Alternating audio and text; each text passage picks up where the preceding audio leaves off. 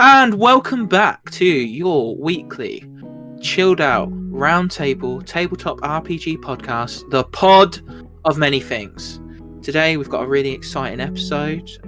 We hope that wherever you are and whenever you are safe, you are well, and you are happy.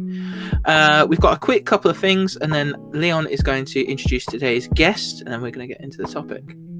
What if they're not safe, well, and happy? That's why I say... Do we have a duty to do anything there?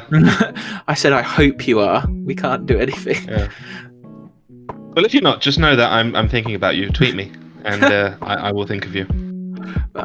We are willing to talk to anyone who's there and needs a helping hand. So, first things first, we've got a bit of an announcement, haven't we, Leon? A bit of an announcement, an exciting announcement after moaning about it on last week's episode. We are finally available and findable on Apple Podcasts. So, shout out to Apple, that mega corporation, finally letting us be on their platform. Yeah, they said 28 days, but they lied. It was longer than 28 days. Yeah. iTunes, baby. Apple Podcasts, whatever you want to call it in 2020. So you should have all previous episodes will automatically be uploaded onto there. And this episode 11, will be on there too. As well as our upcoming special featuring a rather special guest with a very special topic that me and Leon are quite excited for. So, I'm going to hand off to Leon to introduce someone very special to him. So, Leon, do the thing. Please allow me to introduce you to my father. No, he's not special to me. I hate that guy. I'm your D&D father. Basically. Anyway, shut up until I've introduced you. Okay. Right, ladies and gentlemen, please allow me to introduce you to the pride of the land of Ooh. Here comes the General, Alex Boston! Woo! Clap, clap, clap, clap. Hello. How's it going, Alex? Yeah, it's pretty good. Pretty good. He's here. Good. You're here. I've been talking about you since episode 1 and almost every episode since then. I was going to say. And you're finally fucking here. Yeah, it's really weird listening to the podcast and then hearing all these things that we've been through. I think you brought up the Marceline incident at one point, and that was just fantastic to hear recanted back. I regret nothing. Oh god, if you want to know what the Marceline incident is, go back and listen to episode 1. Trust me, it's not a waste of time. It's so worth it. It's such a stupid, hilarious, amazing story. Yeah, that is how you twist the wish.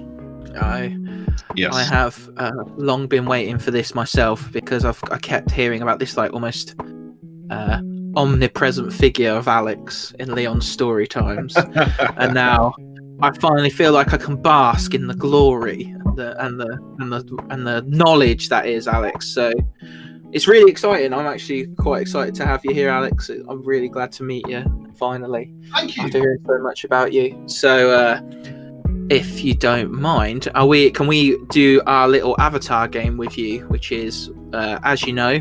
Hang on. What were we talking about this week, Addison? Oh, well, what's the topic?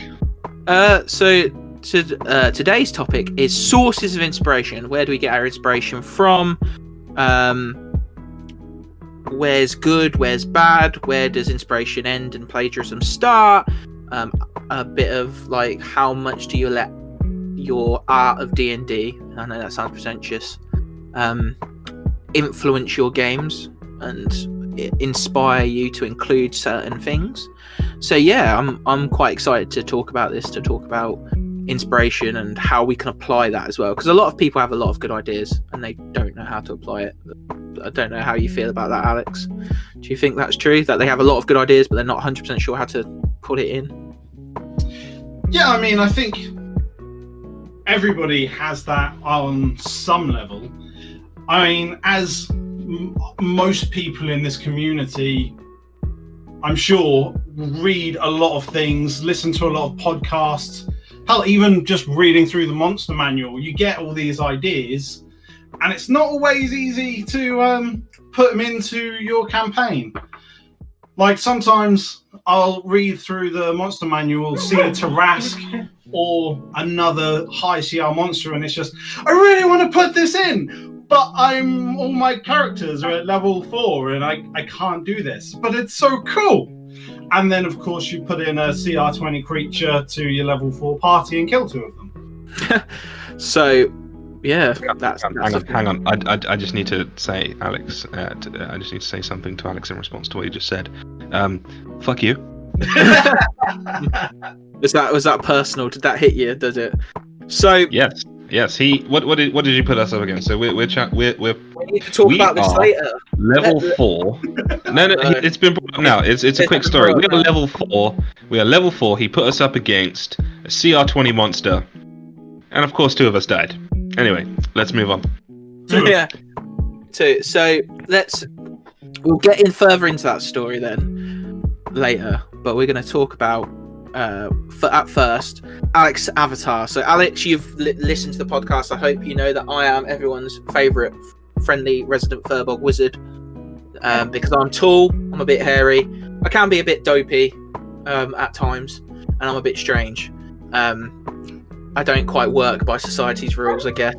And Leon is our half-orc, now bard / artificer, as he edits and he does everything in terms of like the technical stuff, and he makes sure that this story gets told well.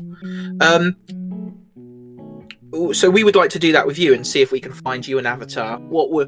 And Leon being your friend, I think, is the best way to go for it. So Leon, what is Alex? What do you think Alex is? Let's see if he agrees with you. I would say human dickhead. No. No. That's a class. Like someone that's a class on some sort of homebrew. the home brewery, yeah.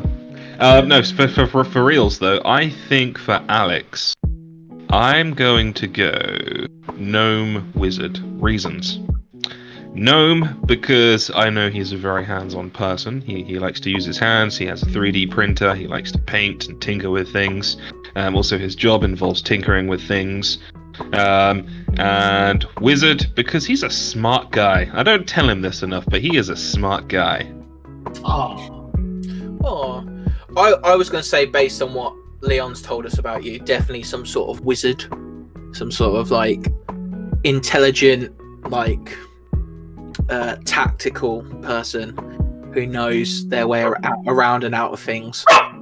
I did consider warlock at one point because of the story with the wish and your ability to mess with like the wording of things. Definitely a warlock trait of like, how can I get out of this without dying? And then but I had no idea for a race, so if gnome's a thing, that's cool. Do you agree with that, Alex? Do you think that summarizes you well, characterizes you well, or is there like a race where you're like, nah, if I'm going to be a race, I'm going to be this because, or a class even?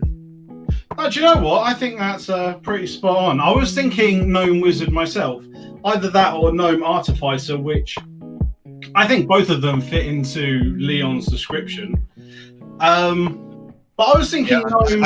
I went with wizard instead of artificer because there's a lot of book knowledge rather than mechanical knowledge. I didn't pick up artificer because I mean it does fit the bill, but when it comes to lore and things like that, that feels more wizard territory. No, I can see that. I can accept that. And the only other thing was, I was thinking gnome not because of the tinkering thing, but more because I like to think I'm, that really annoying optimist who always goes, well, yeah, but it's not that bad, so it's all going to work out. And I think that's a very gnomish trait. It could be worse. You only lost one leg. You could have lost both of them. Yeah, I mean, you only lost 2 of the party, not 4. The party continues. The adventure continues. What are you whinging for? Stop whinging. Yeah, I like it. I like it. So, today, we're going to be talking about inspiration, where we take it, like I said.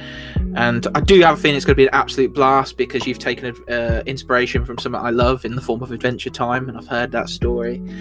So, Alex, this is going to be a big one, so let's just jump straight into it. What are in your view, good sources of inspiration? Where do you get your inspiration from, and what do you swear by in terms of this is a good place to get it?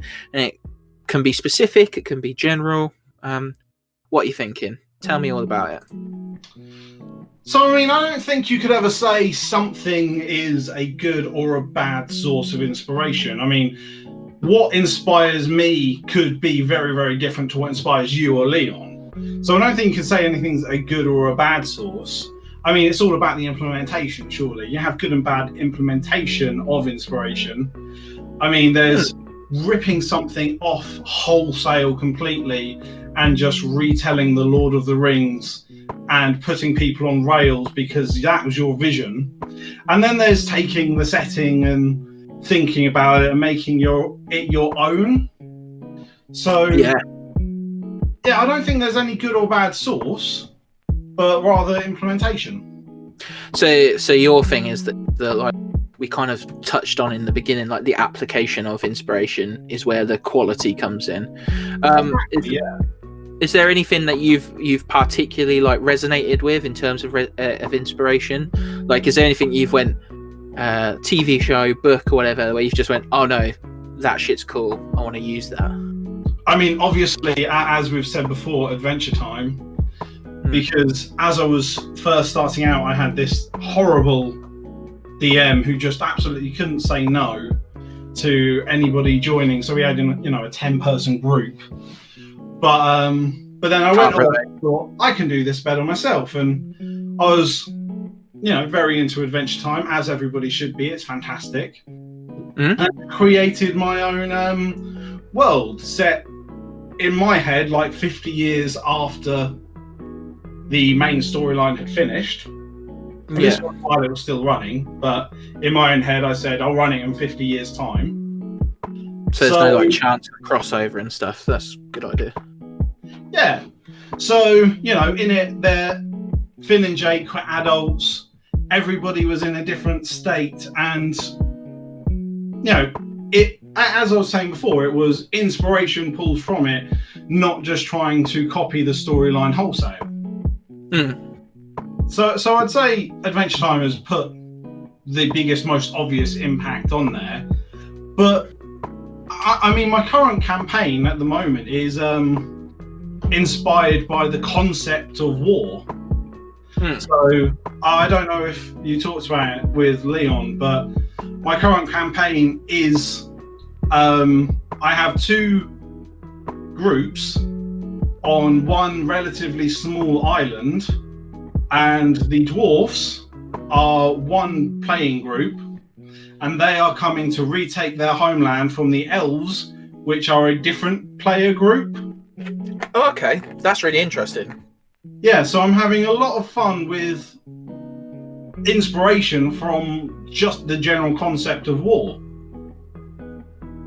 Fair enough. Like, so the higher aspect of conflict, and like the fact that conflict is two-sided and it affects them on different levels is the inspiration in itself. The idea of how can I see this from two different viewpoints at the same time?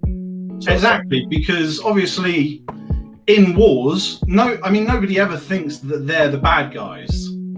Yeah, that's where that Mitchell and Webb sketch comes from. Doesn't it? Where they like look at each other in full SS uniforms. Are we the baddies?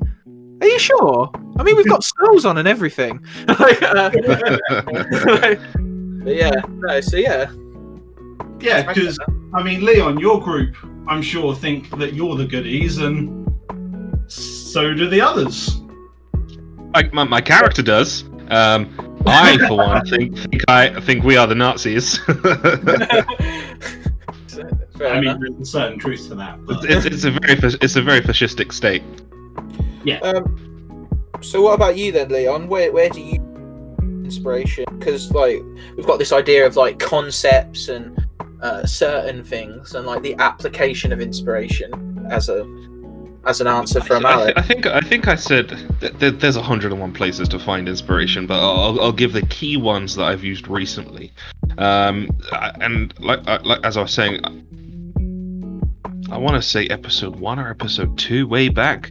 I get a ton of inspiration from mythology. And one of the reasons why I love Theros, because it leans heavily into that mythology aspect. So before Theros even came out, and I've said this in an earlier episode, I can't remember which episode it was, but I was already planning something which was basically Homer's Odyssey. I was working on something with Alex, and I was planning on doing like all these ancient Egyptian one-shots. I was planning on doing like some ancient Mayan and ancient Aztec one-shots and things like that. I just love adding that kind of stuff to D&D. But that's for the world. That's for the world and how it works and stuff like that. One of my other sources of inspiration that I'm using for what we're actually going to do on the world for the actual storyline is Dragon Age Inquisition. Fantastic game, BioWare, third of the series, one of my favorite video games ever. But in Dragon Age Inquisition, I'll give the broad strokes. Essentially, what's happening is there's a bit bad. He's just emerged, and you need to gather up. You need to gather up some armies and some weapons to go and take down this big bad. So what I'm doing with my current campaign is I'm combining that kind of story with the Theros, the ancient the ancient Greek, ancient Roman themes, and I'm using that as the main influences for the campaign that I'm putting together. Yeah, so you're taking like that standard of like Greek or Roman or like ancient mythology and using like a modern source of inspiration as well, with like a game and the plot line of that game and taking little bits of it. Like, yeah, I could also say I'm stealing a little bit from Alex as well, because I'm playing in Alex's homebrew campaign, and this campaign is massively open. It's sandbox. There's a war going on. You need to go here, get these troops, go here, get these weapons. Players can decide where to go and when, and so I'm taking that element from it as well. I've printed out a huge 3D map. I'm plotting out where everything is, where they can go for allies, where they can go to find weapons, and players can find that along the way. So yeah, stealing again from you, Alex. I'm glad to be your inspiration. Yeah, I muse. I think that's really important that you've touched on the fact that we can get inspiration from like other people in the space as well, because obviously we can turn around and go, oh, I get inspiration from this book or this series or this video game, and talk about like a single thing, but then we don't talk about like the people who inspire us. So I think one person who always inspired me quite a lot with their storytelling anyway was actually so I played online for a bit, and it was this dude called Zor. We went by like usernames.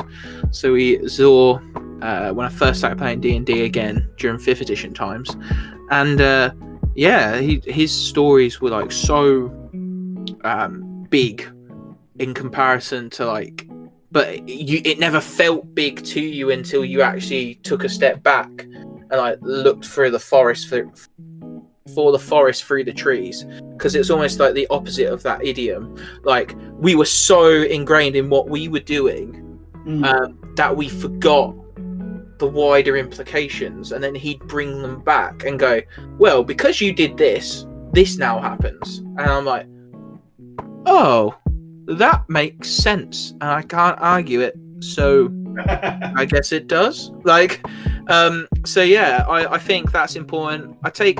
I'm also quite image based, so one of the things I do quite a lot is I see an image that I like, and I kind of go, how can I implement that sort of style into my campaign? So a bit of a spoiler for the campaign that I'm currently running on the Loom. Links in the description below, I guess. In the Loom, I run a Wildbound campaign because obviously I'm heavily inspired by Critical Role and Matthew Mercer and stuff like that. But I saw like this map on Reddit that was just like this abandoned Roman villa. So it's like really open plan, but like everything was like knocked over, and then they put in the description like different versions of it, like, and like there was like a snowy version. I had them going up the mount. I've got them going up the mountains at the minute. I'm like, wouldn't it be really interesting if I just plop this in the middle of the mountains? And it's like, because they're taking a secret route anyway. So it would make sense that it was some sort of like fort or something for people who use that route, because it's a basically a rogue route. Like, you can only find it if you're a rogue, because of thieves can't and stuff like that. So a bit like how they do it in Skyrim, there's like symbols to it and everything. And what happens if they found it and it was just derelict? Like, it hadn't been used for ages. Why was it not being used for ages? And that image of that snowy Roman villa, like, just brought up so many like questions that I really wanted to answer. So I'm now like trying to implement that into my game. So I like images as well as a source of inspiration. Like, that looks cool. How do I use it? And I suppose that brings me on to like our like middle section of this like little talk. Is like, I know we've said it already, and we've got a bit of a descent in the ranks over this one. But is there a way, or is there something where you go, actually, that's a bad place to take ideas from? Have you ever encountered that? Leon, you've got quite a strong view on this. Like, before we even started, you were like, we need to talk about this in the podcast, because I've got something about this. So, is there ever a bad place to take ideas from? No. Oh, any particular reason why you think that? You know, how can inspiration be bad? Mm-hmm. It's all about how you're using it and why you're using it and how it affects the game. How can inspiration be bad? Yeah, I get that. It's kind of like Alex's idea of like the application is the bad thing, not the inspiration itself. Okay, so when it comes to inspiration from life, for me, as an educator and someone who DMs for kids, I think it's really important to put those teaching moments into games.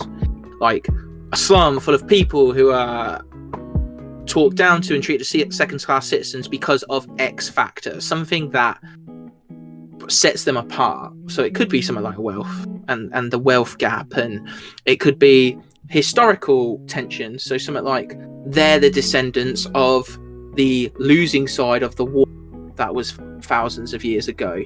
It could be something like race, because what tends to happen is that even kids see the downtrodden and the underdog as something that's worth protecting and something that's worth like exploring and like listening to, and they learn from that, and they're like, well, I shouldn't, even outside the game they go, I shouldn't treat people like this. And that's where I get a lot of my inspiration from as a DM as well. Is like, how do I teach these kids? Exactly. I'm not gonna lie. It's like, what teaching moments can I put in? So like, I've had Orc Quarter, like in some of my games. Like, there's just a quarter of a town, like it's like a shanty town, a bit like Rio de Janeiro, and it is just filled with like orcs and half orcs. And it's like, well, we don't acknowledge them because they're typically seen as the barbarians, and they've settled down here and they want our protection. So if they want our protection, they're just going to have to take what we give them. And usually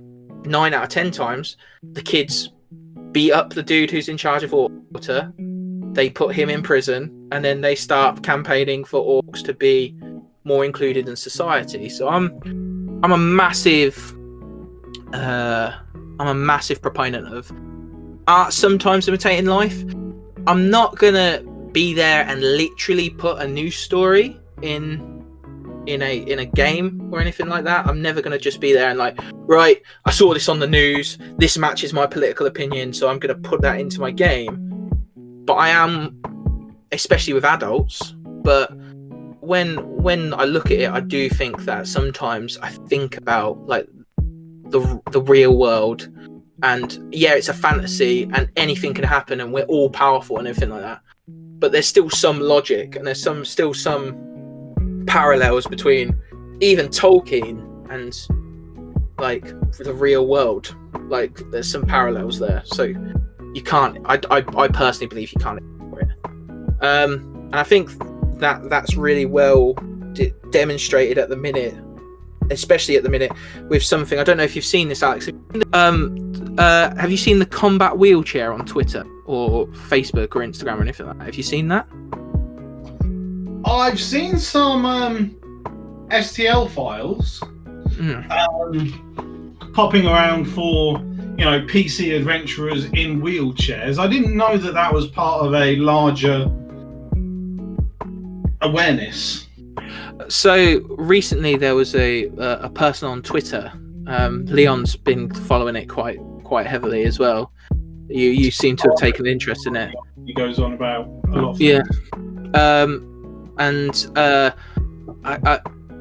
They created an official like D&D 5e wheelchair, combat wheelchair, didn't they, Leon? You can correct me if I'm wrong. It's a combat wheelchair. Yeah, it's combat wheelchair. And there's been a lot of, let's say, mixed feelings about it.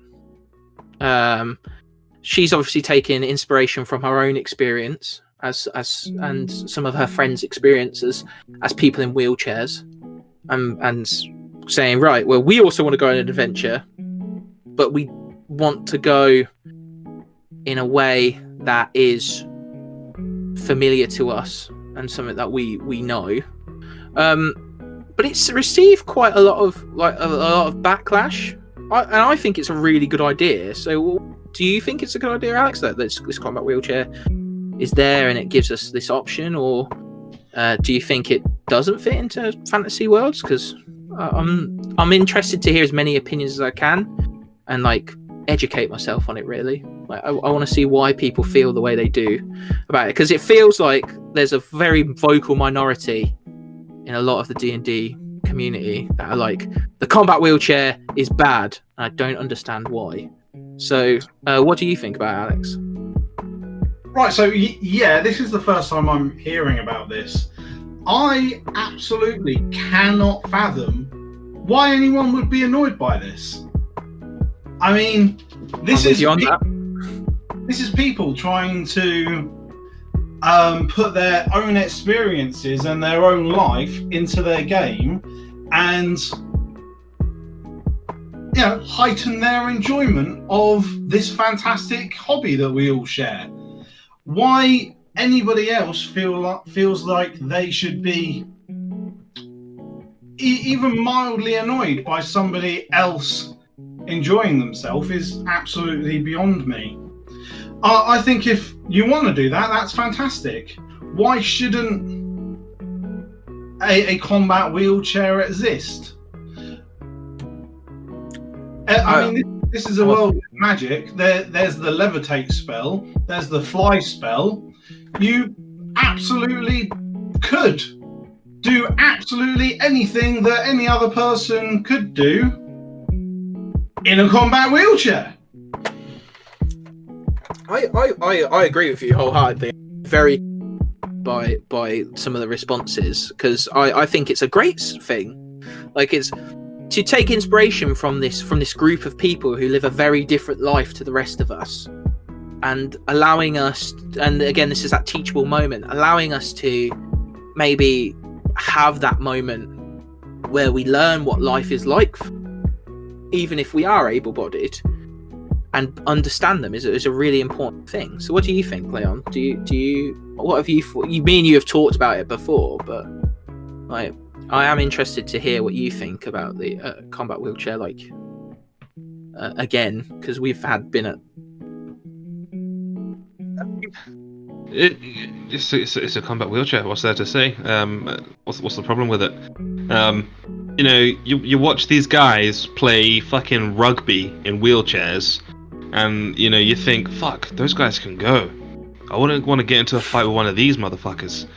It's like, if you can play rugby and, you know, fuck each other up playing rugby in a wheelchair, then, you know, give that guy a fucking sword and let him go slay a dragon. 100%.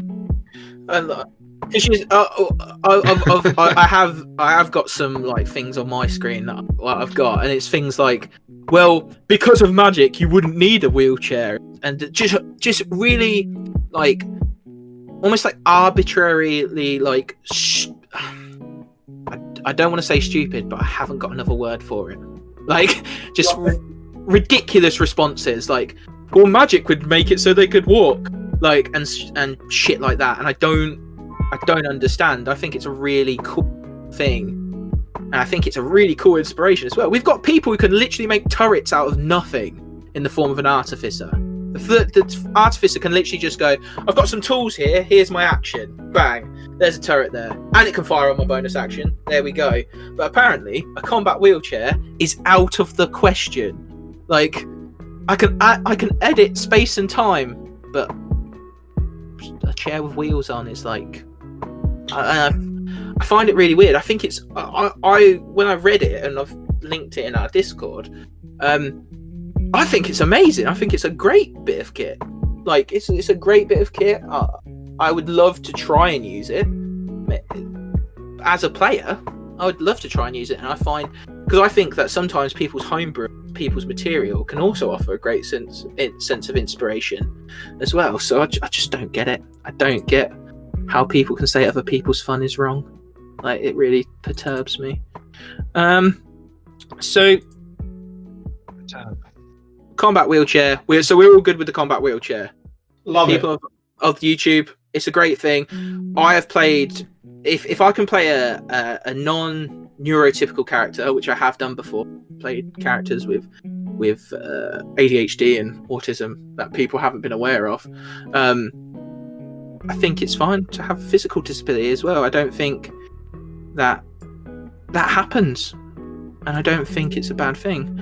I think it's important that we do talk about these things, because some people may disagree, but that's the discussion, isn't it? The fact that we have to explore everything and move on using all the possible information at our disposal, using history, talking about these bigger concepts and these ideas that we see in real life. I think it's really important that we talk about that, and we have that in our minds as we go forward, because it would also help us understand other people and what they like and what's in our games.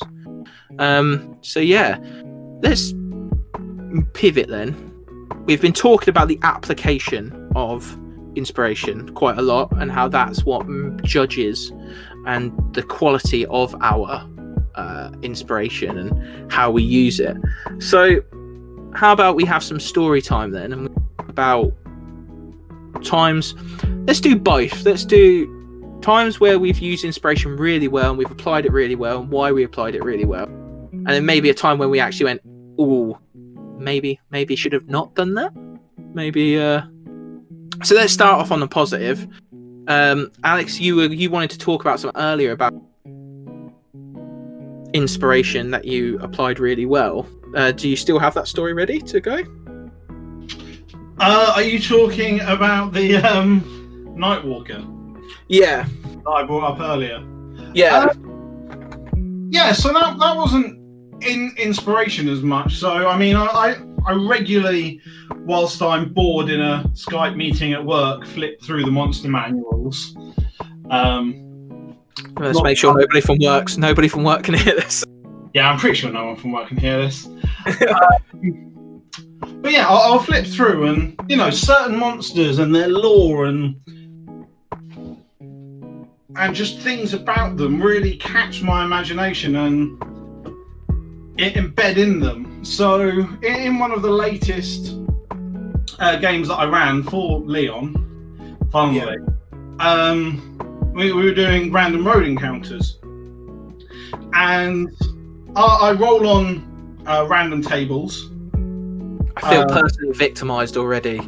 Like, Leon's random encounter tables are nasty and they scare me. So you have wolves, man. You have wolves. You do not have a Nightwalker. This is true. I'll give you that. So you had this random roll table. Alex. Yeah. So I use Tables Fables. Mm-hmm. I think is a fantastic book, and I get a lot of inspiration from that actually. And it just said there's a man who's been going around the forest making pit traps. Your party falls into, or almost falls into, one of these pit traps, and the ranger gets really annoyed because he's been hunting a very dangerous monster in this area, and you've just ruined one of his traps. Mm-hmm.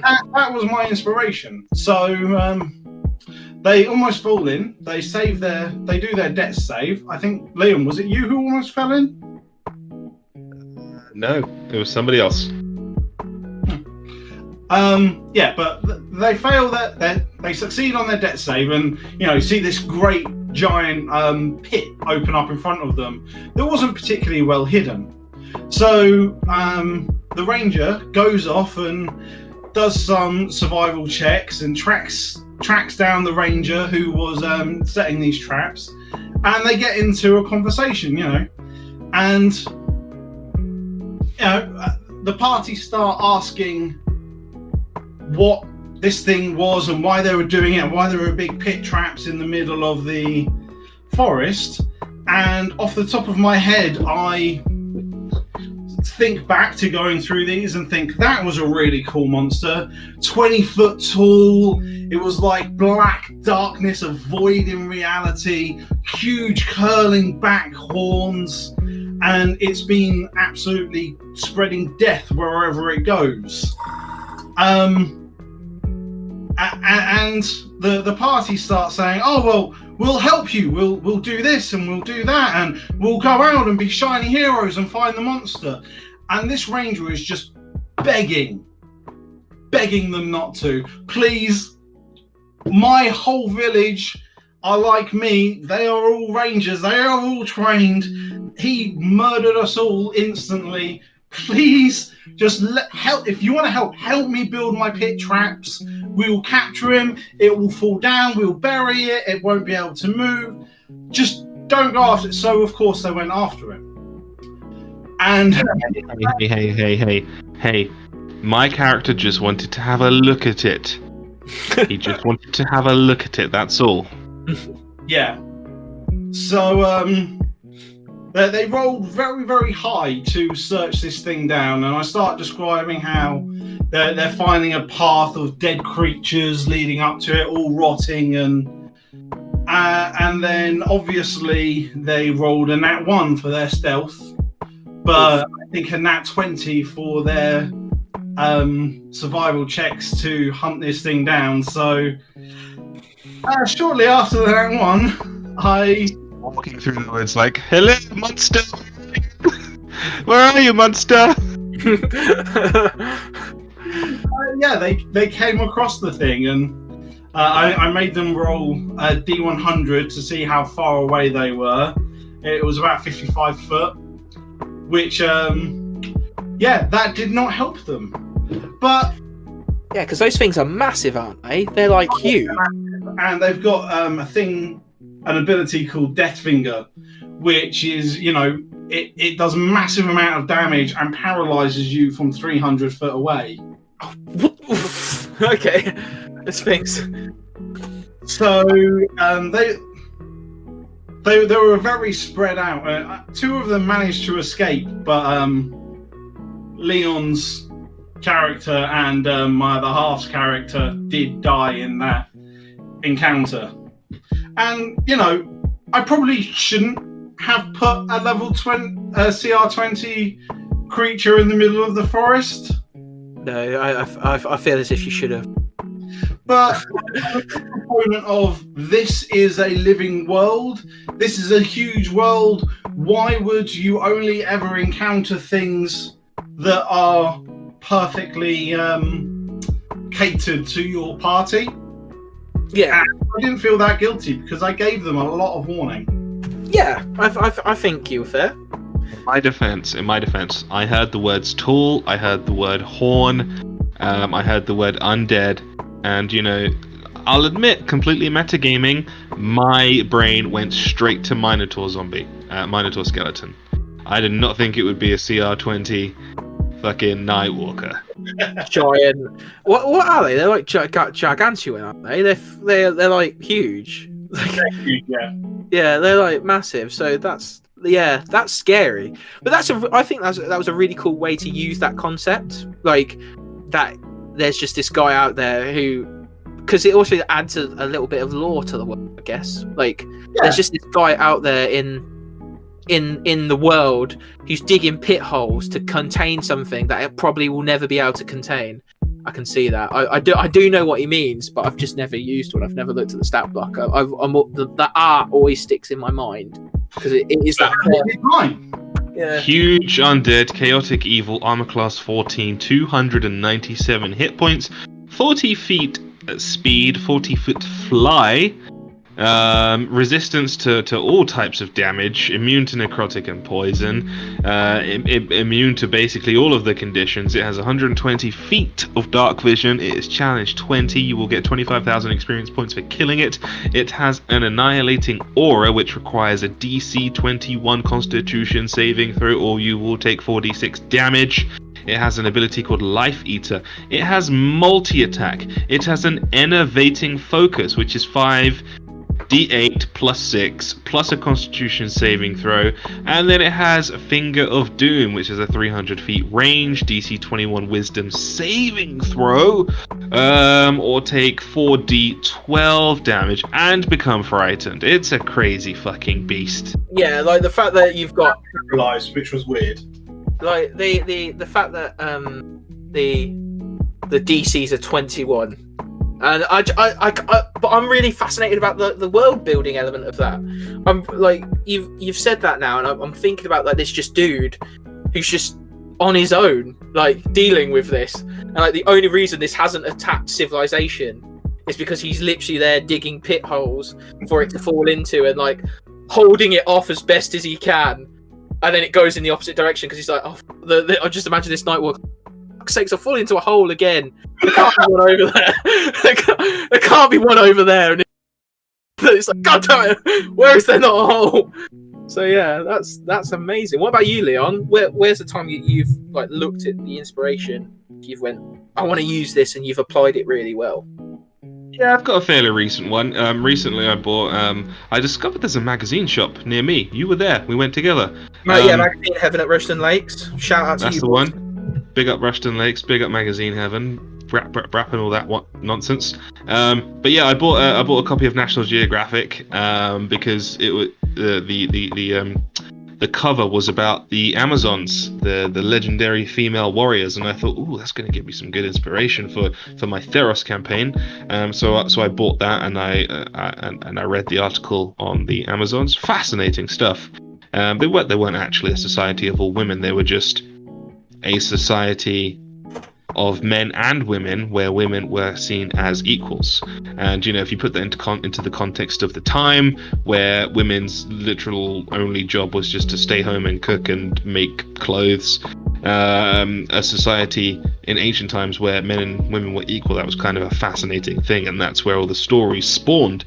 But yeah, I really wanted to put something Amazonian in my Theros campaign, and my players haven't encountered this, but they will eventually. So what I wanted to do was create this island that's just all women. I haven't considered why they're all women, or how they reproduce, or where they come from yet. I'll get to that eventually. But instead of making them like horse warriors, like the original Amazons are, I'm thinking of making them like an entire island of these seafaring, sailing badasses. They'll have their own ships. The ships will have weapons. They'll be awesome in combat. They could be potential allies, or they could be potential enemies, depending on the choices that the players make up until they meet them. Yeah, and just another example of me stealing inspiration from ancient mythology, like I always do. Yeah. I think my best story is actually, it's kind of minuscule compared to you guys. You've got like this quite epic thing that's gonna, both of you have got quite epic things that will change your world forever, in terms of like you're creating this society. You've got this massive threat out there, Alex, and mine was just an NPC that I made, which based on Han Solo. Like, I basically based him on Han Solo. He was a tiefling swashbuckler called Freedom Walker, and basically he was this like sea green tiefling who, to spite his like demonic heritage, where he should be like all fire and stuff, he was just like, right, I'm gonna go on the sea. I like boats, they look kind of cool. Had this crew on the boat called the Flying Leviathan, and basically he was just Han Solo, and he just kept appearing to the party. He had all the knowledge they needed, and he was really smug and annoying. But the characters actually like really enjoyed like having him around, because like they were like, oh well, he knows things, and like he knew things a bit more, like they were quite heroic, so they had this like almost like bridge into like the underworld of like the world, and were like, oh well, why don't we message free? And they'd message free, and he'd like be like, oh, let me just pull my trousers up. I'm on the privy. Like, give me a sec, and stuff like that. And he was like just this scruffy looking nerve herder, basically. He would like turn up and like be smug at the fact that he knew things you didn't. And my wife would. That sounds great. And I liked it. I liked him. A lot of my inspiration. Does he shoot first? That's the only thing I want to know. He doesn't shoot first. He reads your mind first. He reads your mind throughout your fight because he's that type of tiefling that could read your surface level thoughts. So it's just like I'll do. He was great. But yeah. One character. Sorry, go on. I was going to say most of my inspiration goes into my NPCs, and that's what. So what about you, Leon? What were you going to say? There is a character that I just love and just want to rip out of the movie he's in and either put him in a campaign as an NPC or play him as a player. And that is the legendary Captain Shakespeare from Stardust. Oh, yeah. That would be such a fantastic character. I think I'd rather play him than run him as an NPC. Maybe a younger version of himself as he's still figuring out his himself, still learning about his love for cross-dressing, and still figuring out how to pilot a ship, how to crew a ship, how to inspire a crew, and all that stuff. I think that would be an amazing character to play. And I've wanted to do it for years. I've just never had the opportunity to do that character. But I feel eventually I'm gonna get a spot as a player in an Eberron campaign, and there's going to be an airship, and then I can just break out that character as a bard. Yeah. So, Leon, if you make a treaty with the Minotaurs in my campaign, you could definitely do Shakespeare as a Minotaur ship captain. Okay, that's what we're doing then. That's what we're doing now. That's the new. Has there ever been a time with you two? Because I've got one that I wanted to talk about. Has there ever been a time where you've been like, "This is such a cool idea"? Like you've had this light bulb moment and you've put it into your game and it's fallen absolutely flat. Yes. Go on then, Leon. Lead us off.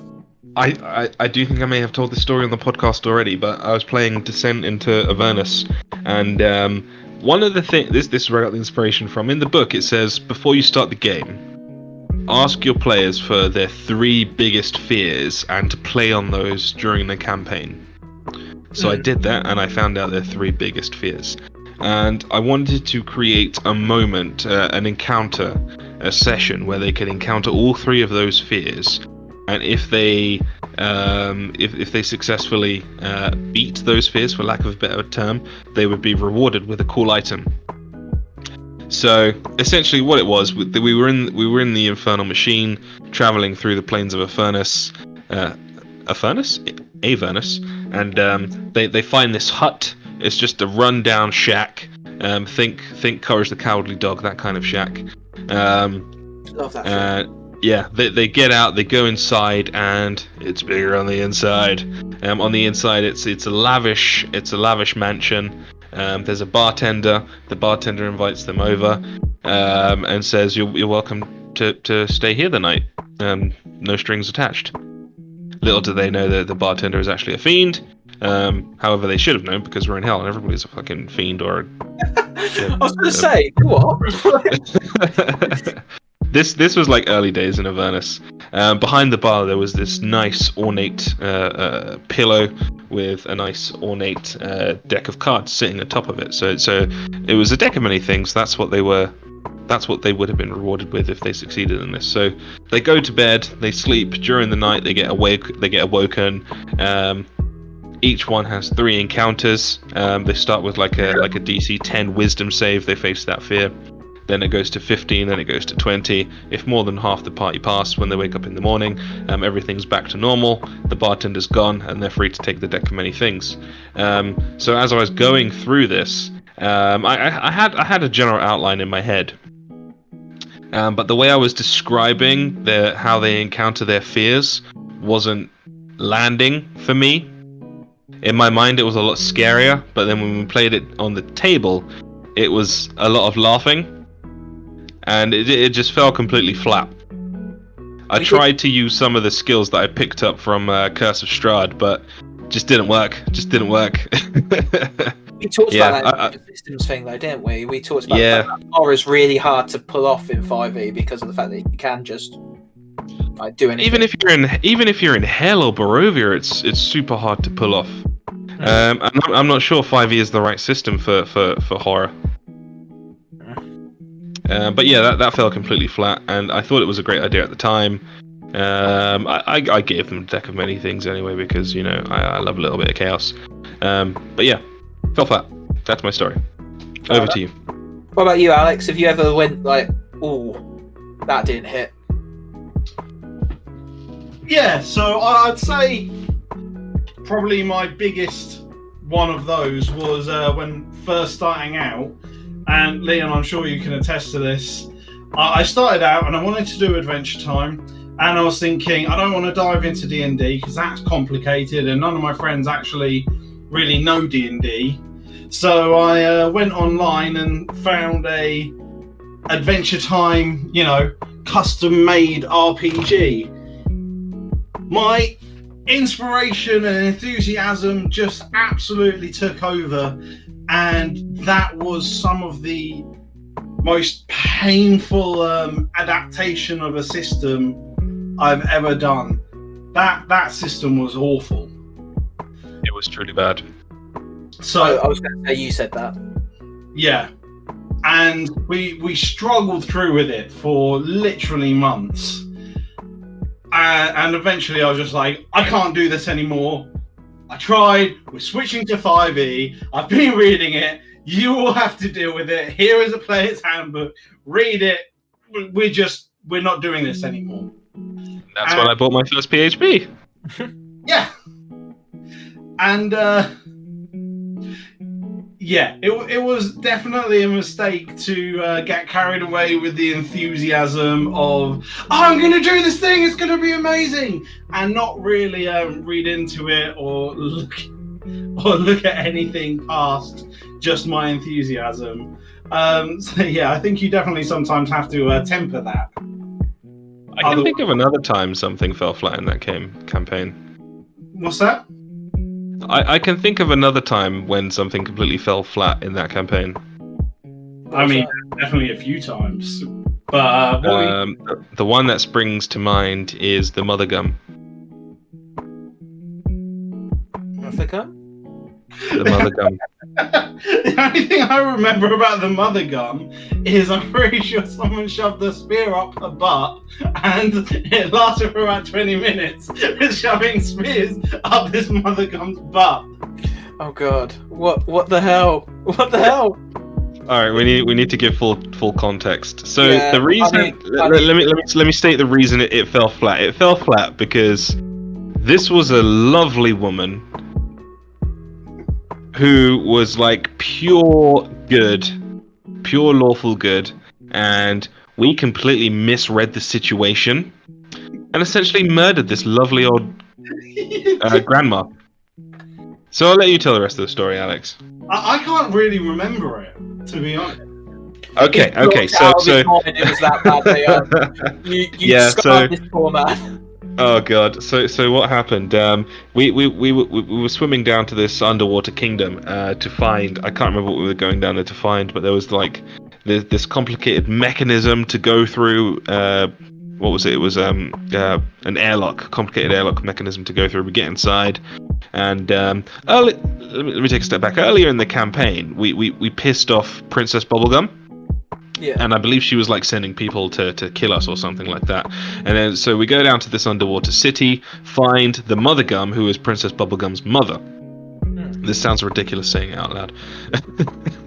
Welcome to Adventure. We get to this little underwater kingdom, and there's like these candy soldiers everywhere, very similar to Princess Bubblegum's troops.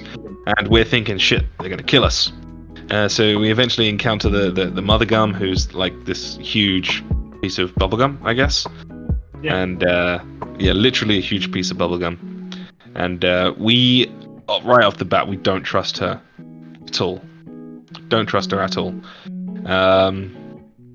So without thinking it through very well, we decide to attack her. However, like I said, she's made of bubblegum. So what happens when you cut a piece of bubblegum? It just goes back together. It's not that difficult. However, what we did have was a spear that would freeze things, including bubblegum. So we took this spear, and I already feel ashamed Alex is like dying. of what I'm about to say. He can't see it, but he's like, oh god. We take. I was a younger man back then, okay. Judgment is coming. This was years ago. So we take this spear and we kind of stab her with it. The location of which, huh? Where'd you stab? Somewhere on her body. And we use that to freeze her, and then we start going to town with our weapons. The bubblegum is frozen, so now chunks start coming out. Pieces of bubblegum are flying all over the place. And that's the story of how we killed a lovely old lady. Oh my god, I can't believe you killed Princess Bubblegum's mum. She is genuinely like one of the nicest people. Like, oh my god. I think only one other person in the group had watched Adventure Time at this point. I hadn't seen it up until this point. I know at least two of the others haven't. So I had no preconceived notions of Princess Bubblegum. I had no preconceived notion of these Candy Warriors. I had no preconceived notions of any of this stuff. All I remember is that previously Candy people had tried to kill us, and these ones are probably going to do it too. So let's kill this lovely old lady who's been nothing but nice to us. It's basically what Bolly did. I definitely remember she was like an old southern lady, and as she was right up her butt, she was just going, "Oh my!" Oh God! Oh, can we not put this episode out? This sounds awful. It's. Admittedly, my one is like a whole campaign. So like, I a whole campaign where I've recently had to start it again. Me about this, Leon, but Alex might be interested. So, in the world of Wildmount, in the Critical Role world, there's like this secret police force called the Volstrucker. They're like these spellcasters who are all who are under one man, and he like experiments on them using forbidden magic and magic that isn't quite right, ethically dubious, and they're like the secret police, and they like pledge themselves to the Empire. So I make this group, and I make this campaign. I'm like, you're all going to be Volstrucker agents, every single one of you, and you're going to be these casters. You have to be stipulation, because obviously, what use are you in the magical secret police if you can't cast magic? So I set them all up, and they just make characters with little to no cohesion, even though I specifically say, oh, by the way, you would all know of each other, you've been hand selected for this mission. And basically I tried to play like this political like sabotage and intrigue plot where they had to like find one of the old dudes who used to be one of the main wizards of the kingdom. He's like hiding in the sewers. They accidentally find him, and they report back, and then they're like, "Yo," the guy's like, "Yo, you should go get him," and they just straight up murder him. They just absolutely like destroy this dude, and then bring him back to life. And they're like, "Yo, we're gonna take you to our boss now." They set places on fire. They're supposed to be the secret police, and just like they're just causing chaos, like to the point where it got so bad that towards the end of the campaign, 2 other people were trying to wrest control of this organization from their master, and they did it in like this public way of like, and I thought, this is so basically they all pretended to be like departments of the magical university, and they put their teams up against each other, and basically the winner of this tournament's team represented them, and they'd become the new head of the organization. I was like, this is like 5D chess that I'm playing here. I thought I was a genius. I thought this is going to be great, because they'll realise that they're on the line. Nope, one of them just straight up murders the opposing team, like just straight up, like, and like there's like a rule, like there's no killing, but because of like the fact that you can revive people and get people up, they aren't teleported out the arena. Like so they just went to town, like they steamrolled over most people. They fucking just murdered everybody, and we had to like genuinely like stop the campaign because I was like, you guys are dead for what you've just done. You guys are dead. And they're like, well, I don't understand. I'm like, you are the secret police. Like, you are highly trained military spellcasters who have undergone severe spell augmentation, torture, and all sorts, and they just had to restart the campaign with their exploits and full display. They lived out the consequences of their own life, and the world's gone to shit because of it. So yeah. What about you, Leon? What was that? Just in response to your story, here's what you do next time, okay? You create an NPC who is like the chief of the secret police, okay? And when they fuck up, when they do something so stupid, you have him burst into whatever room they're in through a teleportation spell and say, "You guys are loose cannons! I want your badges and your weapons on my desk right now!" You make the dude from is it Lethal Weapon? With, Lethal Weapon, yeah. And Danny Glover or Donald Glover, and it's like, I want your badge. Yeah, but yeah, it just I had to stop the whole campaign and start again, and like use the consequences.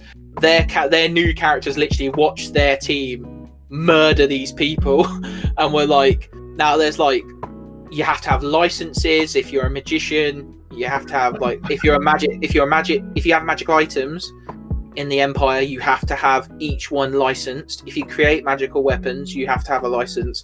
Basically, and because of the fact they kind of thought that it was magical attunement that made them go nuts, like attuning to powerful magical items made them go mad.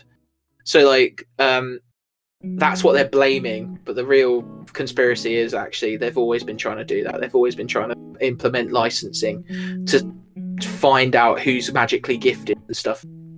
So yeah, they're just living out the consequences of their actions now, and it is a bit of a shit show.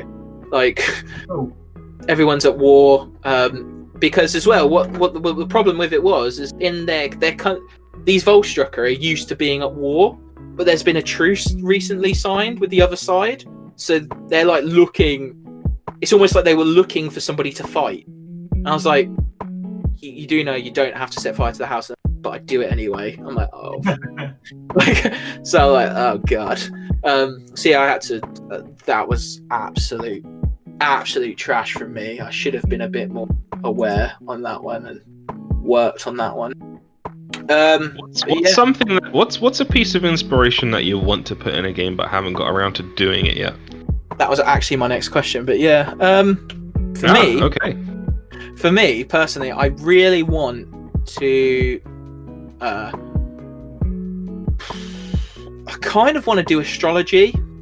I want to somehow involve like the stars and like omens and like the planets aligning in some sort of way.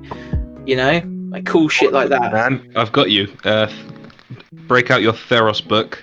Head to the Oracle Supernatural Gift. That'll do you just nicely. Yeah, I want to do something like that. What about you, Alex? Have you ever thought, I really want to put that in a game, but I've not found anything?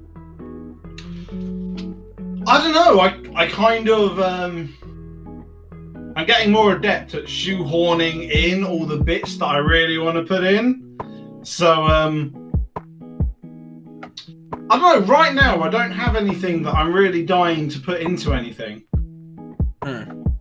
Actually, no. That's a complete lie. I like that. Yeah, thinking about it for more than 2 seconds. No, I really want to do a something somewhat based on the TV show Supernatural. So, like British. So I'm not sure how to do it. Call of Cthulhu.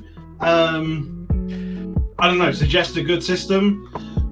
for going around hunting different things. Maybe some kind of Vampire the Masquerade or the Darkness books. Powered by the Apocalypse might work for that. What's that?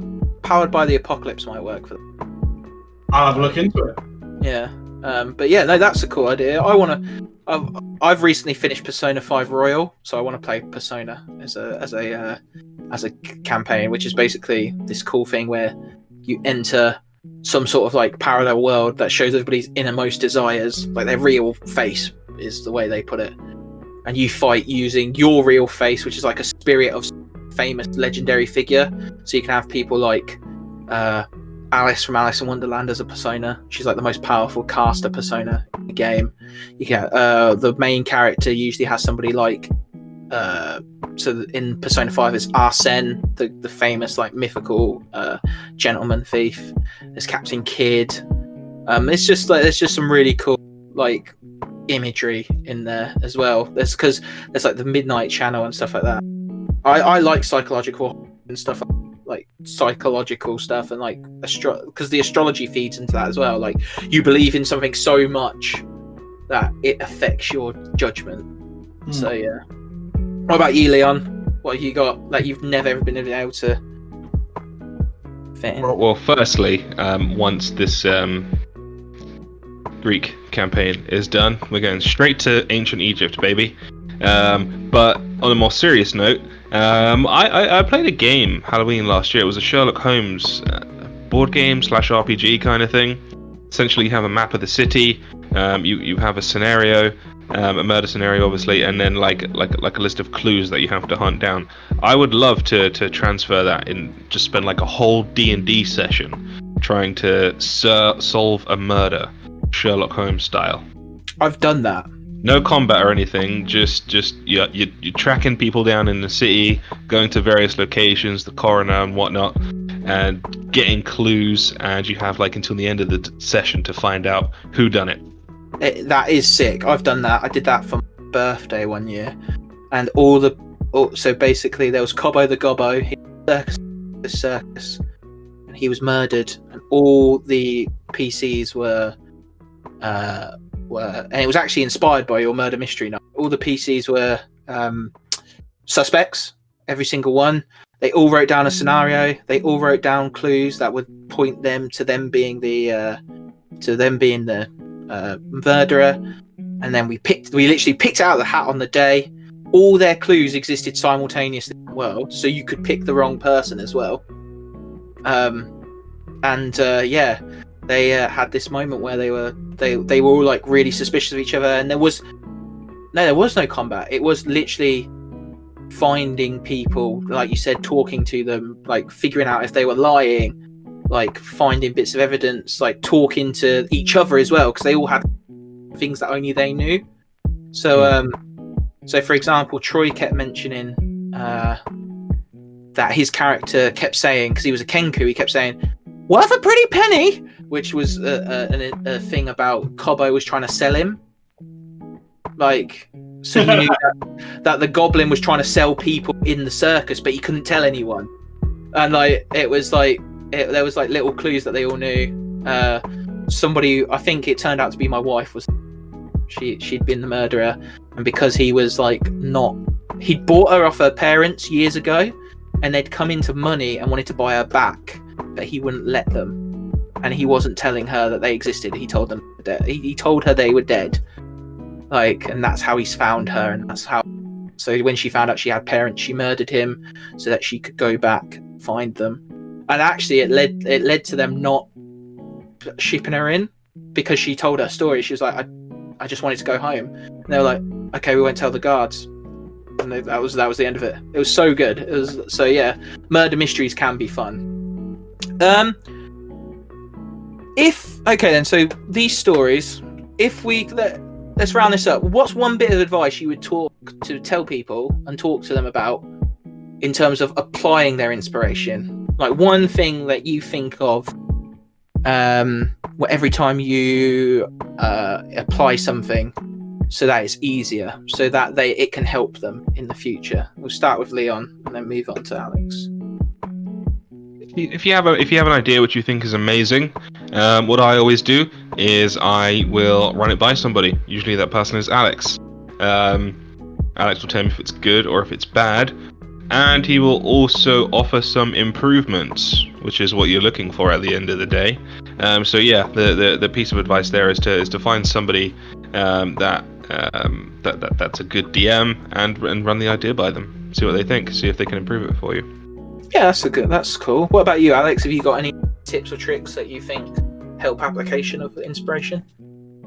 Yeah, so I don't know where I heard this, but it's a saying that I always keep going back to. So long as your source of inspiration is sufficiently obscure, you may as well have made it up as far as anybody else knows. So just pretend that you made it up until someone calls you out for it. Because you're in the middle of a D&D game. I mean, with the Adventure Time game, at the point of playing that game, I was listening to the Adventure Zone podcast. None of my players were, and I may have somewhat ripped the race scene from it. Yeah, which nobody in the group knew. Nobody had any idea that this was plagiarizing something else, or rather inspired by something else. And we had an amazing time. And I don't think anybody had any inkling that it wasn't, just part of the story, but rather something I wanted to put in because something was awesome. So I did. It's like when you invite people around for dinner and you make an amazing curry, but you tell them you made it yourself, but actually you just bought it from the shop 20 minutes ago. I would say, like, kind of like the same thing as that, Alex. So it's like, I have a thing of it's a phrase, like, say it with your chest, say it with confidence. Like, be confident in your ideas. Like, obviously run them by somebody. Don't just run away with them and think they're the best thing ever. But be confident in your ideas enough that you think that you actually apply them well. Because there's nothing worse than a half-baked idea, I think. Like, if an idea is half-baked, you don't have 100% confidence in it. You end up, like, not applying it properly because you're, like, not sure. Or you're, like, uncertain. So you go, oh, well, I'll just sprinkle it in. And then you never visit it again or something like that. A half-baked idea is the worst type of idea. So say it with your chest. Be confident.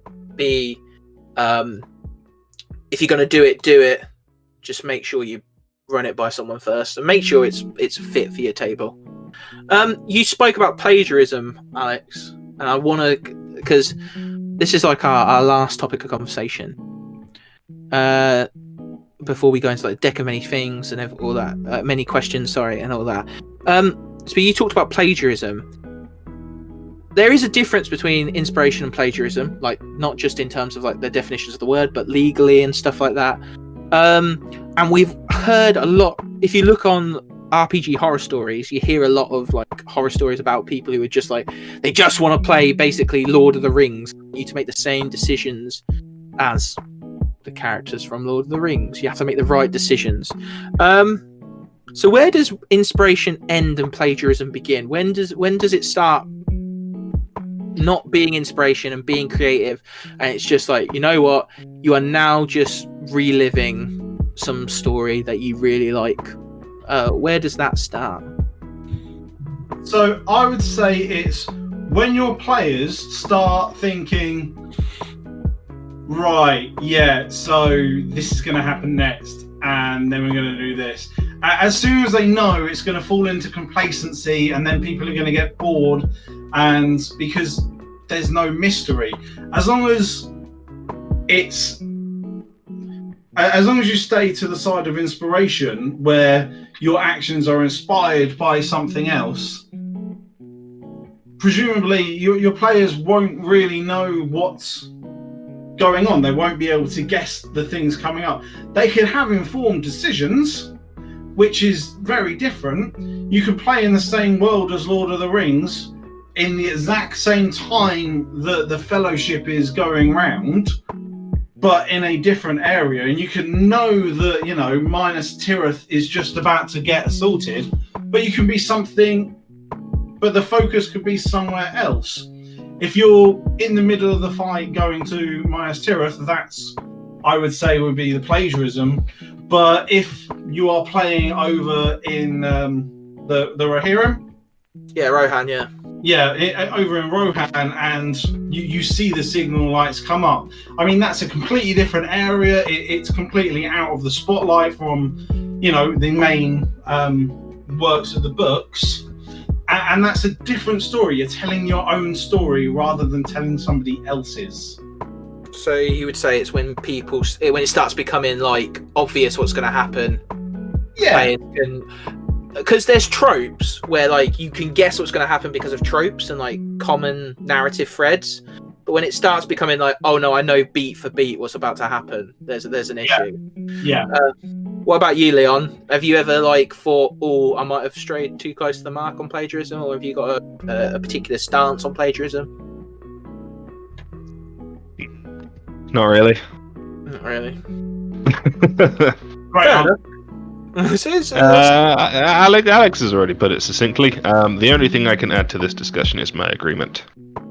Fair enough. I agree with Alex as well. You've summed it up really well. You can be inspired. You can be like, I think the only like visual I'd give is you can be beside that story, but the minute you're like in line with that story, there's a problem. If that makes sense. Yeah. If you think of like stories as timelines, the minute your timeline clashes with theirs and you start like just ripping off, like you watch, you're on the boats with Aragorn when he comes off with the army of the dead. You're like, no, like I don't know, intersections can be really interesting and really cool, where you do see that main storyline.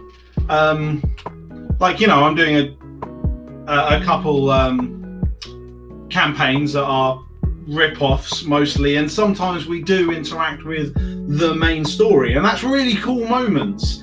But like you were saying, moments rather than along the line. Yeah, I like that. I like that idea of like dipping in and kind of like being in the background of a cutscene and then disappearing. Like, that's kind of why the Shadow of Mordor game is great, because it happens at the same time as the Lord of the Rings, but it's in a completely different location, and you're never going to interact with the main story of Lord of the Rings. Yeah, I think there was an RPG called Lord of the Rings: The Third Age, which was a really cool like idea as a Lord of the Rings RPG, like turn-based thing. But then towards the end of the game, it started getting a bit too much. Like you are just like one step behind or one step in front of the Fellowship, and it kind of got to this point where you're a bit like, I am just why am I here? Like it got ridiculous. So I get that. I think that is interesting, and I think it. When your players start going, well, I know what's going to happen, because you got to start going, oh, I need to work on something here. I need to work on something. So, Alex, thank you very much. It's been a long old slog today. We've been working hard. You've been phenomenal in your answers, and you've brought up some really good discussion. Thank you very much for coming. Is there anything you would like to promote or plug or anything before we head into the deck of many questions? No, not at all. We can't find you on the internet. I mean, other than this, which I guess I don't have to plug. No, that's our job. So, Alex, would you be kind enough to join us in the deck of many questions? Of course. Okay, so everybody knows what time it is. It is our penultimate segment, the deck of many questions, our randomly generated questions list where we roll dice, we see what number we get, and we answer that question honestly. I swear I'll tell nothing but the truth, the whole truth, and all that jazz. If you want to add to the deck of many questions, stack it against us or for us, all you need to do is reach out to us on all our social media platforms now. Twitter, Facebook, Instagram, Anchor, Spotify, YouTube, all that jazz, and we will reply, we will add them to the list, and we'll shout you out when we ask you a question. So, Leon, how do you want to do this? Is there time for all three of us? Just Alex, or Alex and one? Let's just do Alex this week, Just the one question. Just the one question. So, Leon, have you got the device? I do indeed. So there are 43 questions now. Ooh. We've had an extra one. We'll see. We have question 27. Question 27 is submitted by Paige, and It's always Paige. she did submit a lot of questions, like a lot. We need to. I need to go on another scour through the through Reddit because they had some really good questions as well. So, Alex, our question for the deck of many questions, question 27 is: what makes a good player in your opinion? What makes a good player in your opinion? Before we answer this question, can I roll again? Because we've had this question so many times. Yeah, sure. Sorry, Alex. All right, let's go with 18. 18. Shame, that was an easy question. Oh, Yes. so this is a question we have had before, but I always find it funny. This is from Robert Bedis, friend of ours who we've played with. Number 18 is: if I tamed a dragon, can I equip it with siege weapons and ballistae? If I tamed a dragon, can I equip it with siege weapons and a ballista? Like, Alex, take it away. I don't know. Do you want to re-roll this if you've had it before? No, we would like your opinion. Do you think that players should be able to tame dragons and then just put like weapons on the back and like ballista and like ride them like a warship? So I'd say that's actually a surprisingly complicated question. So dragons are ridiculously smart. Taming them is not really something that you're gonna do. You could definitely threaten them, bribe them, get along with them, but I don't think you're ever really going to tame them. But on the main point of the question of equipping them with siege weapons, hell yeah, you can equip them with siege weapons. You can get them to agree to it, or, you know, sufficiently threaten them, or, you know, their eggs or kids or whatever. You can definitely fit one on there. Why the hell would you not be able to? That's amazing. Yeah, that is really cool. That is a really good thing. I think that idea of like, what can you just imagine? Like you ride in on like a gold dragon, ballista pointed at the target, like fire, like in a line of them. Like, it'd be so cool, wouldn't it? Definitely. This question, my answer was something along the lines of, you know what, if you are able to tame a dragon and you come to me as the player and say, Leon, can I put a ballista on the back of my dragon? My answer is going to be, hell fucking yeah, you have tamed a dragon, you do whatever the fuck you want. In fact, you know what, just take my seat. Just take my seat. Let's swap. Do we agree that if you can tame a dragon and equip it like some sort of like Megazord, that you've won D&D? Like that's it, you've just won. Like you've got an 8. So yeah, thank you very much, Alex, for being here. Thank you very much for answering our questions, for talking to us about what you feel. If you want to add to the deck of many questions, please reach out to us on Twitter. I always said MySpace, and that hasn't been a thing for years. Twitter, Instagram, Facebook, YouTube, Anchor, Apple Podcasts, Spotify, all that jazz. We'll be happy to talk to you. We'll be happy to answer your questions. And yeah, thank you very much. So Leon, can you tell everybody where they can find us on the internet? And we will bring this to a close. Of course I can do that. I've just quickly Googled MySpace, and apparently it is still a website that's still active. So there may or may not be a Pod of Many Things MySpace page after this episode. Tom's still there by himself. So yeah, watch out for the MySpace page.